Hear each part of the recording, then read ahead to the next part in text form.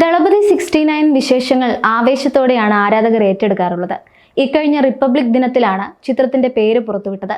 ജനനായകൻ എന്ന ടൈറ്റിൽ ക്ഷണം നേരം കൊണ്ട് വൈറലായി മാറുകയും ചെയ്തു. ഞാൻ ആണയിട്ടാൽ എന്ന ക്യാപ്ഷനോടെ എത്തിയ സെക്കൻഡ് ലുക്ക് പോസ്റ്ററും വൈറലായി. വിജയ് തന്നെയാണ് സോഷ്യൽ മീഡിയയിൽ സെക്കൻഡ് ലുക്ക് പോസ്റ്റർ ഷെയർ ചെയ്തത്. പുതിയ സിനിമയെക്കുറിച്ചുള്ള വിശേഷങ്ങളെല്ലാം വിജയ് സോഷ്യൽ മീഡിയയിലൂടെ പങ്കിടുന്നുണ്ട്.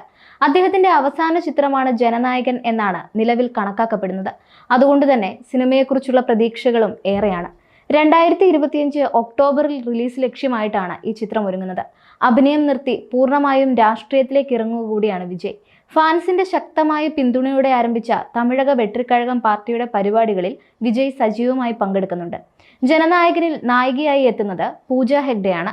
ചിത്രം പ്രഖ്യാപിച്ച സമയത്ത് ആരായിരിക്കും നായിക എന്ന ചർച്ച സജീവമായിരുന്നു. സാമന്തയായിരിക്കും നായികയായി എത്തുക എന്നതായിരുന്നു ആദ്യം പുറത്തു വന്ന റിപ്പോർട്ട്. കത്തി, തെരി, മെഴ്സൽ തുടങ്ങിയ സിനിമകളിൽ വിജയ് സാമന്ത ജോഡി ഹിറ്റായിരുന്നു. നാലാമതും വിജയ്ക്കൊപ്പം സാമന്ത എത്തുന്നു എന്ന വാർത്ത സാം ഫാൻസും ആഘോഷിച്ചതാണ്. എന്നാൽ പിന്നീട് സാമന്ത ചിത്രത്തിലില്ല എന്ന വാർത്തകളും എത്തുകയായിരുന്നു. ആ സമയത്ത് സാമന്ത ഇൻസ്റ്റഗ്രാമിൽ പങ്കുവെച്ച ഒരു പോസ്റ്റ് വൻ വിവാദമായിരുന്നു.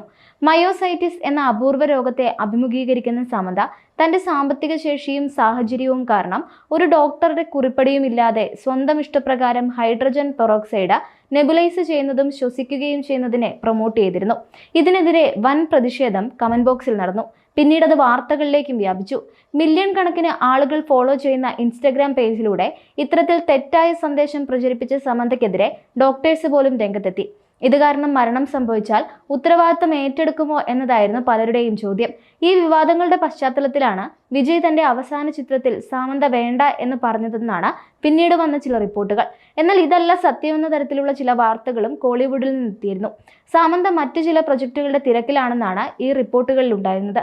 ഇതുമായി ബന്ധപ്പെട്ട് സാമന്ത ഇതുവരെ പ്രതികരിച്ചിട്ടില്ല. സാമന്ത അല്ലെങ്കിൽ കാജൽ അഗർവാളോ നയൻതാരയോ നായികയായി വരാൻ സാധ്യതയുണ്ടെന്നാണ് പിന്നീട് പുറത്തു വന്ന സൂചനകൾ. ഇതിനിടെ തൃഷ നായികയായി എത്തണം എന്ന ആവശ്യം ഉന്നയിച്ച ആരാധകർ രംഗത്തെത്തിയിരുന്നു. വിജയുടെ ഓൺ സ്ക്രീൻ പെയറായി തങ്ങൾ എപ്പോഴും കാണാൻ ആഗ്രഹിക്കുന്നത് തൃഷയെയാണെന്നും അവസാന ചിത്രത്തിൽ തൃഷ തന്നെ നായികയാകണം എന്നുമാണ് ആരാധകർ ആവശ്യപ്പെട്ടത്. ഒടുവിൽ വന്നിരിക്കുന്ന റിപ്പോർട്ടുകൾ അനുസരിച്ച് വിജയ്ക്കൊപ്പം ബീസ്റ്റിൽ നായികയായി എത്തിയ പൂജ ഹെഗ്ഡെ തന്നെ ജനനായകനിലും നായികയാകും. എച്ച് വിനോദാണ് ചിത്രം സംവിധാനം ചെയ്യുന്നത്. അനിരുദ്ധ് രവിചന്ദ്രാണ് സംഗീതം. ബോബി ഡിയോൾ, പ്രകാശ് രാജ്, ഗൗതം വാസുദേവ് മേനോൻ, നരേൻ, പ്രിയാമണി, മമിത ബൈജു തുടങ്ങിയവരാണ് മറ്റ് പ്രധാന താരങ്ങൾ. വെങ്കട് കെ നാരായണയാണ് KVN പ്രൊഡക്ഷന്റെ പേരിൽ ജനനായകന്റെ നിർമ്മാണം നിർവഹിക്കുന്നത്. ജഗദീഷ് പളനിസ്വാമിയും ലോഹിത് NK യുമാണ് ചിത്രത്തിന്റെ സഹനിർമ്മാതാക്കൾ.